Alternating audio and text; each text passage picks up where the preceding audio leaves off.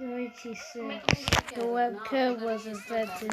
To watch a pot of coffee in 1991, computer scientists at the University of Cambridge had a problem.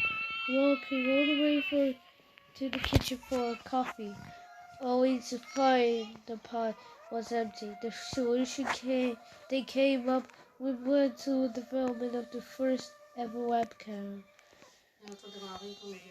X-Coffee.